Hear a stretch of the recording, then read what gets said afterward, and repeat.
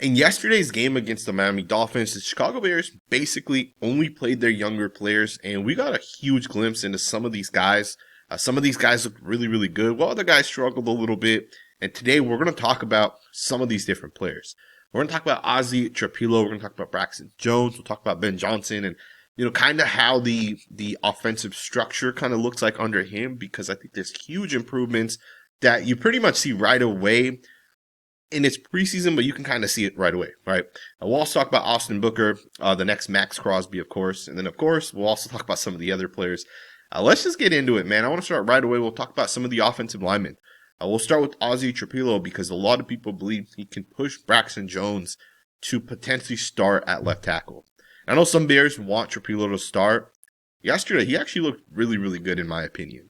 There's so many plays where he was able to go up against the guy that he was essentially lined up across, and he did a really, really good job being able to essentially shut it down. Pass pro, he was able to anchor fairly well, had multiple reps, play in, play out, where he was basically able to shut it down. And generally speaking, he didn't really have a whole lot of losing reps. I only noticed in pass pro 2 snaps in which he lost, and surprisingly, he lost both of them the same exact way, which was he got cross-chopped. It was by 2 different people, but both guys essentially cross-chopped him. They're able to hit the corner on him. Now, they didn't lead to like sacks or forced fumbles or whatever, but they were losing snaps. And I watched all of his snaps, right? Every single one of those 37 snaps that he played. So only 2 noticeable snaps in which he lost. Every other snap, the guy looked really, really, really good. He may have had one losing run blocking snap as well. But generally speaking, he looked really, really, really good.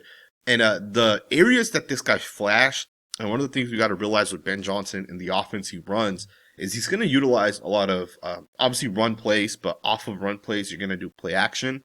And when Trippilo gets his hands on the guy in front of him, especially on play action situations, right? Because as an offensive lineman, you're jump setting in play action situations as opposed to setting up vertical. In play action situations, the guy got his hands on people and he really, really, really was able to shut people down.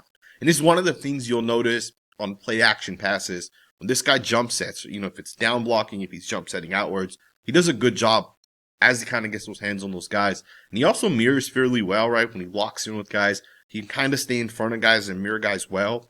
We've seen Braxton Jones struggle a little bit, and we'll talk about him next. But generally speaking, I felt like Trippilo did a pretty good job, especially in pass pro. He does have to still develop, and part of this also comes down to the fact that he just has to he has to get used to the game speed. He has to be able to figure out what, different guys are going to try to do. And it is one of the tricky things with preseason because there's like 5, 6 guys that play in preseason.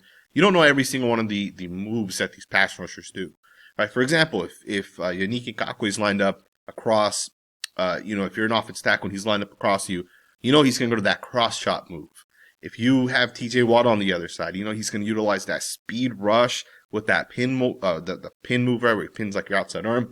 You can watch tape of guys and kind of know what they're going to do, but in preseason it's hard because there's a lot of different guys.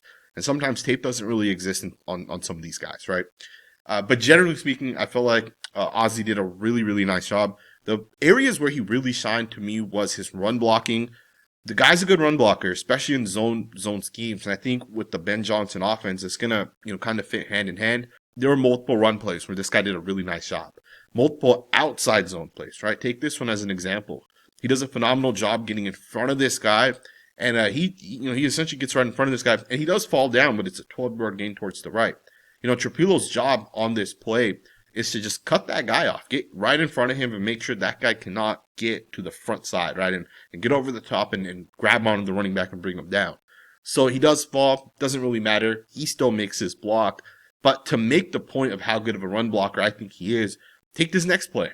Look at the angle he takes, right? It's like super, super, super wide towards the right.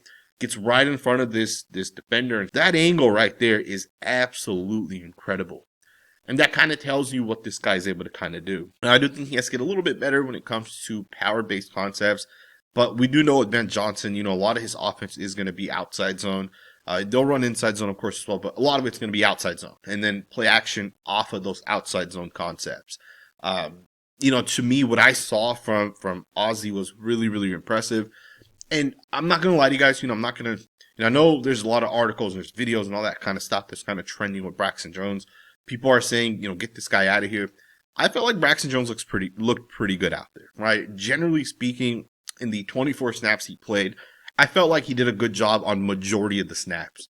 There were two plays in which I would say were bad plays, and one of them, is kind of debatable. On that sack that he gave up, you can make the argument if the quarterback doesn't try running to the right, the guy that's kind of running around Braxton Jones doesn't, make a full circle and essentially grab onto the quarterback. If the quarterback steps left, for example, the quarterback may score a touchdown, or even if he doesn't, the pocket, Braxton Jones, this guy would not be able to get him based off of how he navigates the pocket.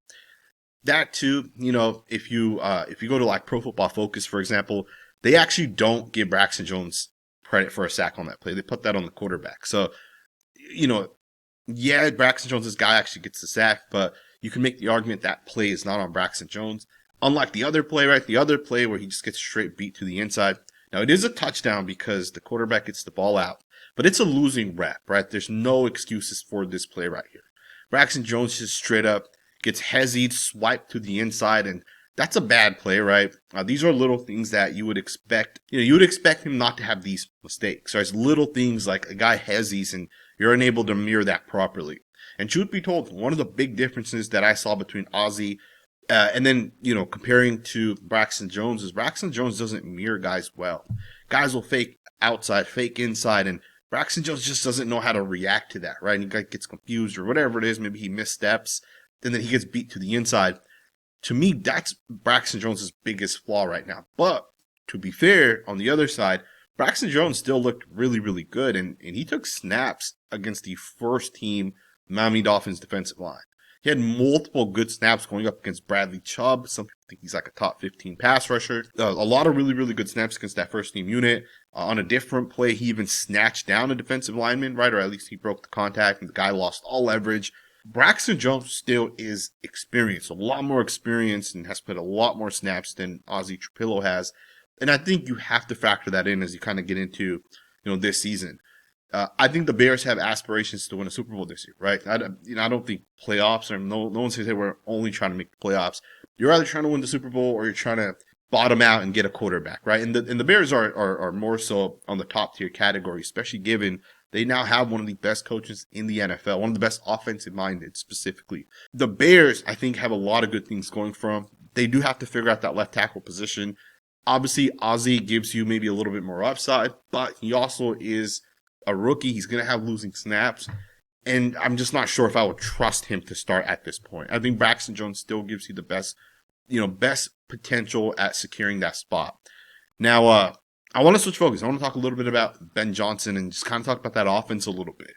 The biggest noticeable difference I saw this season than the past 3 seasons, and I've been covering the Bears now for 3 seasons, believe it or not. Under Luke Getsy, the spacing was really, really, really poor. And even under Shane Waldron, the spacing wasn't necessarily poor, but I feel like it didn't look great, right? It didn't look like an efficient offense. And maybe part of that was because it was a rookie quarterback. It just didn't look good, right?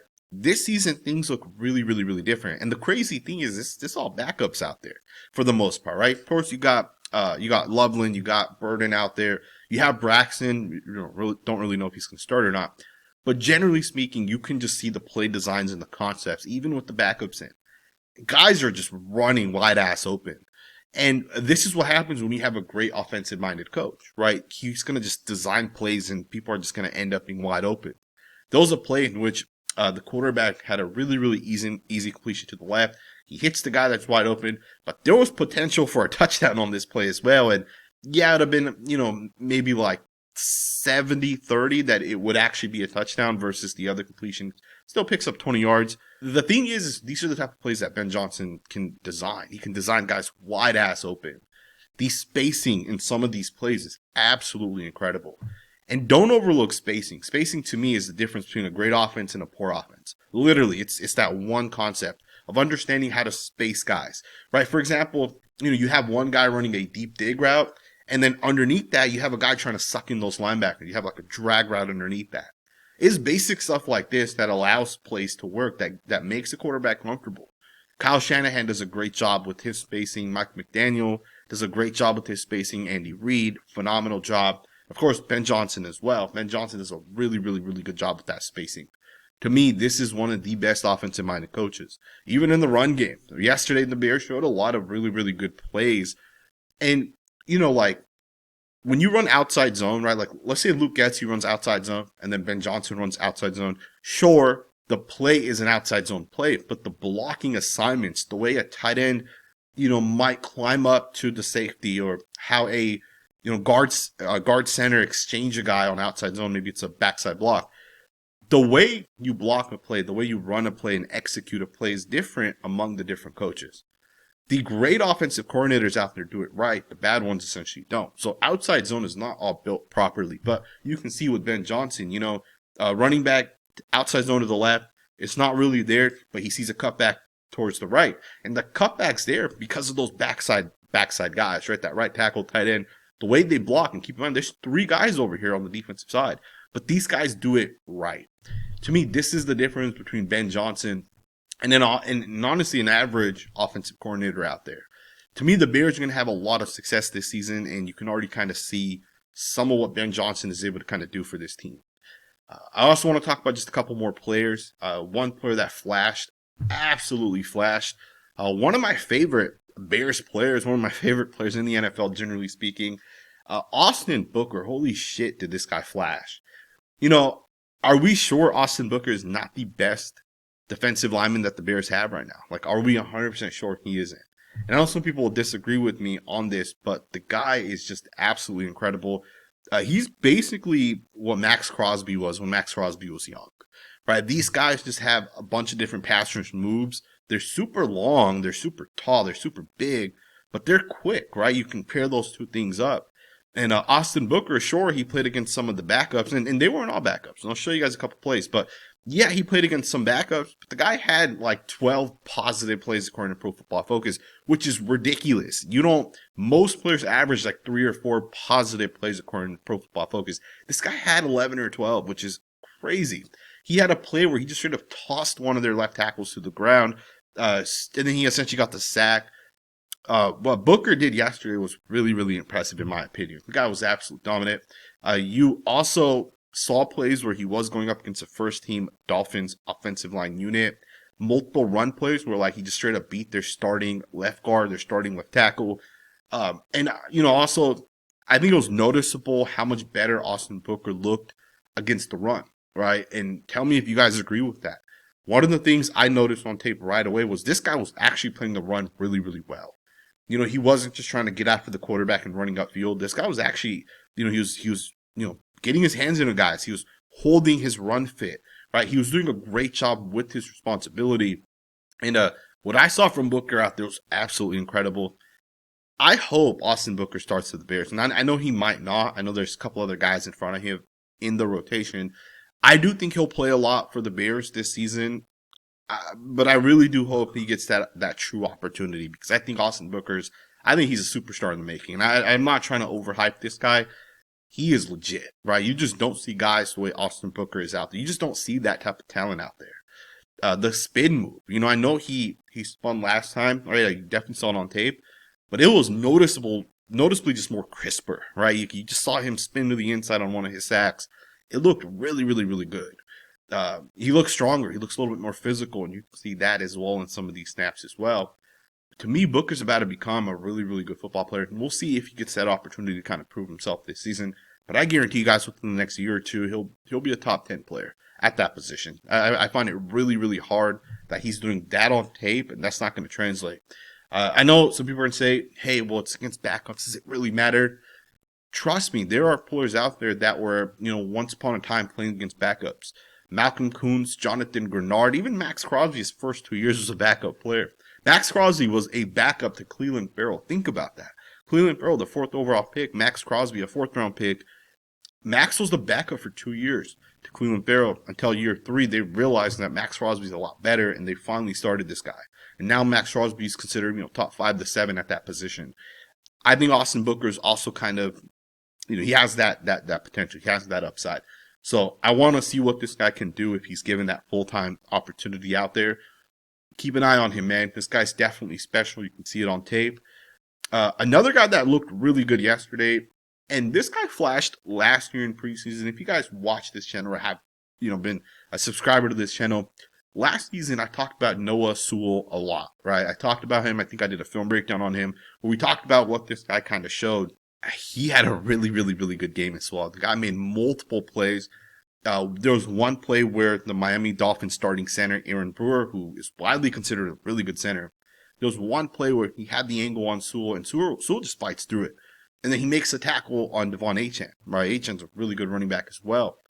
And it just looks good the way he's out there, the way he's kind of moving now. I don't think Sewell becomes a full-time starter this season, but, at year 2, you can develop, right? You can get better. Sometimes linebackers take until like year 4 or 5 to become good football players. You look at guys like Robert Spillane, who broke out this past season, or about 2 seasons ago, and he got a pretty big contract this off season.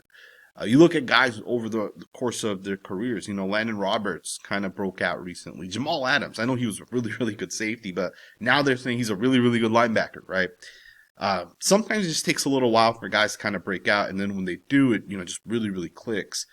And Sewell, I'm not saying is ready to break out and become really good, but he showed flashes yesterday.